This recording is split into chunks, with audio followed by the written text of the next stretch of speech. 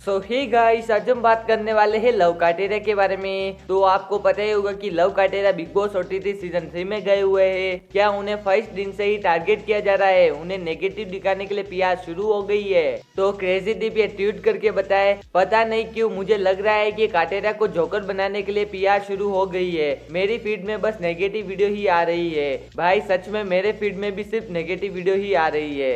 And Puneet superstar love काटेरा को big Boss OTT season 3 के लिए सपोर्ट की है। आप देखिए मेरे दोस्तों, लव कटारिया ने अंडे बेच कर 1-1 रुपया इकट्ठा कर आज भाई बिग बॉस में पहुंच गया है। और तुम्हें लव कटारिया की कसम है, इस वीडियो को इतना शेयर करना ताकि भाई बिग बॉस जीत के आए। देखता हूं तुम्हें, तुम्हारे माँ की कसम है। टॉकिंग अबाउट लव काटेरिया, तो चलिए अब हम बात करने वाले हैं वायरल वड़ा पाव गर्ल के बारे में। तो आपको पता ही होगा कि वायरल वड़ा पाव गर्ल भी बिग बॉस ओटीटी सीजन 3 में गई हुई है। तो क्या उन्हें इसी वजह से एक्सपोज कर दिया गया है? तो एक बंदा विक्की ठाकुर के नाम से वायरल वड़ा पाव गर्ल के ऊपर एक वीडियो अपलोड करता है एंड वो वायरल वड़ा पाव गर्ल के ऊपर बहुत सारे एलिगेशन लगाता है। आप खुद देख लीजिए। वड़ा पाव की असलियत क्या है ये मैं बताऊंगा। एक एक प्रूफ है मेरे पास।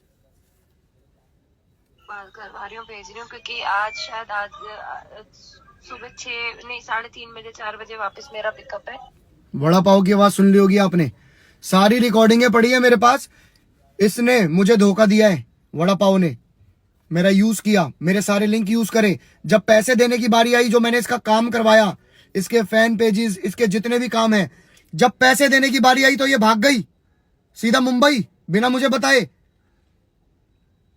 और इसका पति मुझे बोलता है कि नहीं, अभी तो सिर्फ हमारी बात ही चल रही थी, पैसे तो अभी देने ही नहीं थे। मेरे हराम के पैसे नहीं है, या तुम्हारी प्रमोशन का भुगतान मैं नहीं करूंगा। एक एक प्रूफ है मेरे पास, एक एक चैट है मेरे पास, और भी इसके बहुत सारे राज हैं जो धीरे धीरे सब खोल दूंगा। अगर मेरे पैसे मुझे नहीं मिले तो एक एक राज खोल दूंगा। सारी चैट, सारे प्रूफ पड़े हैं मेरे पास। वड़ा पाव, अभी भी बता रहा हूं, सुधर जा। ये फेक चीजें कहीं और चलेंगी, विक्की ठाकुर के साथ नहीं। अपना ही दुपट्टा गिरा के लोगों पे इल्जाम लगाना तेरी आदत है, सबको पता है। विक्की ठाकुर के साथ गेम नहीं। 4 दिन तूने मेरा यूज करा, मेरे सारे लिंक यूज करे, सबसे मिलवाया मैंने, सबसे फोन पे बात कराई, वीडियो कॉल पे तेरी बात कराई। सारा फैन बेस सब एक तरफ कर दिया, सारे इन्फ्लुएंसर एक तरफ कर दिए तेरी सपोर्ट के लिए। दुनिया जानती है चीज कि मैंने तेरे लिए मेहनत करी, और एंड में तू मुझे ही धोखा देके भाग गई। तेरे को मैं एक्सपोज करूंगा, सारे प्रूफ दिखाऊंगा इंस्टाग्राम पर, यूट्यूब पर, फेसबुक पर। विक्की ठाकुर चूतिया नहीं है, ये ध्यान रखियो। दुनिया मिली होगी तुझे, विक्की ठाकुर जैसा कोई नहीं मिला होगा, तुझे मैं बताऊंगा।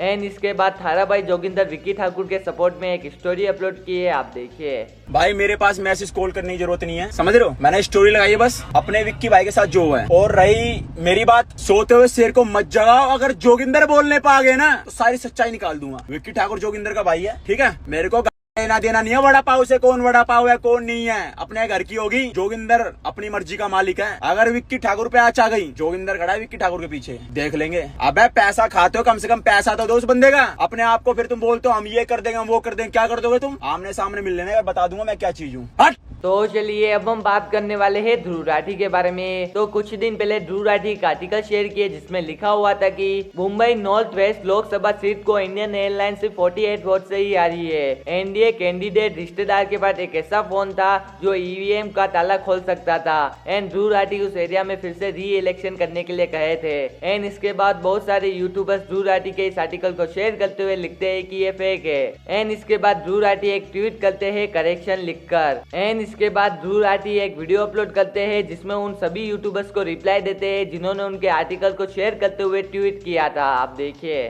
हाल ही में हुए लोकसभा चुनाव में मुंबई नॉर्थ वेस्ट सीट की कहानी बड़ी अजीब है। इस सीट से एनडीए के कैंडिडेट रविंद्र वाइकर जीते सिर्फ 48 वोटों से, लेकिन 16 जून को मिड डे अखबार में ये खबर छपती है। वाइकर के रिश्तेदार मंगलेश पांडेकर के पास ऐसा फोन था जो ईवीएम को एक ओटीपी की मदद से अनलॉक कर सकता था। ये एक बड़ी चिंताजनक खबर थी। मैंने इसे ट्विटर पर शेयर किया। बाद में इलेक्शन कमीशन की तरफ से कहा गया कि ईवीएम की अनलॉकिंग के लिए कोई ओटीपी नहीं होता और ईवीएम से वायरलेस कम्युनिकेशन नहीं किया जा सकता। मिड डे अखबार को इसके लिए अब नोटिस इशू भी किया गया। जैसे ही मैंने ये देखा, इसे अपनी जिम्मेवारी समझते हुए करेक्शन कर दिया ट्वीट पर कुछ ही घंटों में। इलेक्शन कमीशन की पूरी प्रेस रिलीज को भी शेयर किया। अब यहाँ कोई भी ईमानदार पत्रकार कहेगा कि चलो ओटीपी से ईवीएम अनलॉक करने वाली बात ना सही, लेकिन ये तो रिटर्निंग ऑफिसर वंदना सूर्यवंशी ने भी कह दिया कि मंगेश पांडलेकर के पास इलेक्शन कमीशन के डेटा ऑपरेटर दिनेश गौरव का फोन था, इसलिए मंगेश के साथ साथ दिनेश गौरव को भी अक्यूज बनाया गया। वंदना ने यह भी बताया कि दिनेश गौरव के फोन पर एक ओटीपी आ सकता था इलेक्शन कमीशन की इनकोर एप्लीकेशन को एक्सेस करने के लिए, जो एक डेटा अपडेशन सॉफ्टवेयर है। ईमानदार पत्रकार या यूट्यूबर इस पर कंसर्न दिखाएगा, सवाल उठाएगा, देश में 100% फ्री एंड फेयर इलेक्शंस के लिए आवाज उठाएगा। लेकिन मोदी की चरण वंदना करने वाले गोदी यूट्यूबर्स और गोदी मीडिया के एंकर्स सवाल उठा रहे हैं मुझ पर कि मैंने न्यूज ही क्यों शेयर करी ये वाली। मैं इनसे पूछना चाहता हूं कि थोड़ी बहुत भी शर्म बची है तुम्हारे अंदर, या वो भी पीएम मोदी के चरणों में आपरित कर डाली।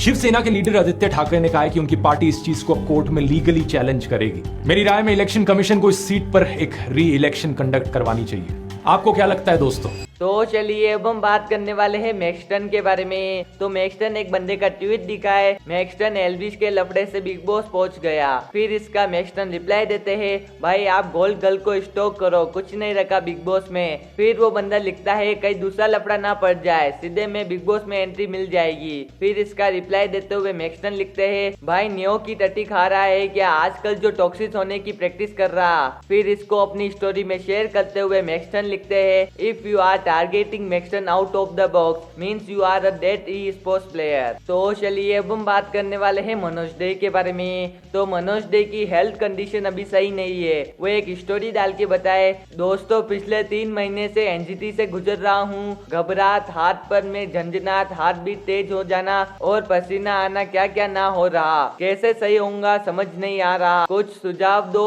और इससे सिर्फ मैं ही गुजर रहा हूँ या कोई और भी है। एंड आगे वो लिखते हैं 2-4 सिम्टम्स है, चक्कर जैसा लगना जी, मिचलाना पेट में, gas, acidity, sometime chest pain. तो चलिए अब हम बात करने वाले हैं कुछ अचीवमेंट्स के बारे में। तो अनुज रेहान म्यूजिक के कंप्लीट हो चुके हैं 500 के सब्सक्राइबर्स। आरुष बोला फिट मैथ्स के कंप्लीट हो चुके हैं 1 million subscribers. Finally eraser boy के कंप्लीट हो चुके हैं 7 million subscribers. So many congratulation to all of them. तो चलिए दोस्तों आज के वीडियो में सिर्फ इतना ही। वीडियो अच्छी लगी हो तो वीडियो को लाइक कर देना, चैनल को अभी तक सब्सक्राइब नहीं किया हो तो चैनल को सब्सक्राइब कर देना। मैं मिलता आपको मेरी नई वीडियो में, जब तक के लिए बाय।